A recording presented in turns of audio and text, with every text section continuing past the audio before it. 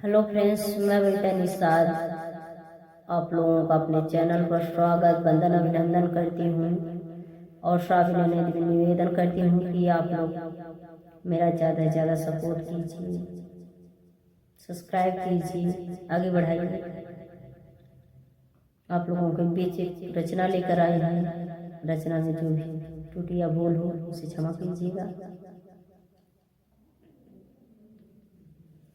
लैला न छापल मून हो झुलनिया बिन सून कैला ओठ। लैला न छापल मून हो झुलनिया बिन सून कैला ओठ। सुन कैला ओठवा, सुन कैला ओठवा। लैला न छापल मून हो झुलनिया बिन सून कैला ओठवा। रतिया के सेजिया पे ऐसे समझाई, रतिया के सेजिया पे ऐसे समझाई। जैसे लड़िका के पहाड़ा पढ़ाई, जैसे लड़िका के पहाड़ा पढ़ाई।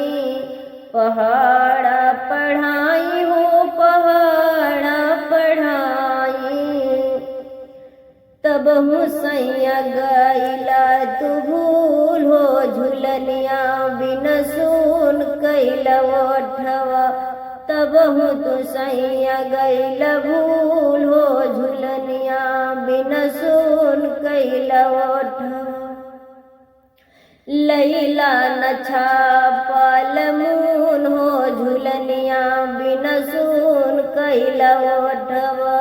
लैला न छापल मून हो झुलनिया बिन सून कैला ओठवा। घूम फिर सैया रहल बहुत दिन घरवा, घूम फिर सैया रहल बहुत दिन घरवा। झूलने पे दिहल ना बलमुआ तनिको ध्यानवा, झूलने पे दिहल ना बलमुआ तनिको ध्यानवा। बलमुआ तनिको ध्यानवा, बलमुआ तनिको ध्यानवा। टिकट कटाई चाली दिहला देहरादून हो झुलनिया बिन सून कैला ओठवा। टिकट कटाई चाली दिहला देहरादून हो झुलनिया बिन सून कैला ओठवा। लैला न छापल मून हो झुलनिया बिन सून कैला ओठवा। लैला न छापल मून हो झुलनिया बिन सून कैला ओठवा। सुन कैला ओठवा, सुन कैला ओठवा। लैला न छापल मून हो झुलनिया बिन सून कैला ओठवा। रहला मलेशिया तो बड़ी बड़ी हकला, रहला मलेशिया तो बड़ी बड़ी हकला। आवत झुलनिया के डिजाइन छपवाइबा, आवत झुलनिया के डिजाइन छपवाइबा। डिजाइन छपवाइबा, डिजाइन छपवाइबा। आई घर चल गैला देहरादून हो झुलनिया बिन सून कैला ओठवा।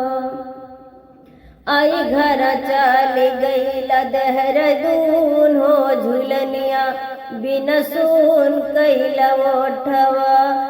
लैला न छापल मून हो झुलनिया बिन सून कैला ओठवा।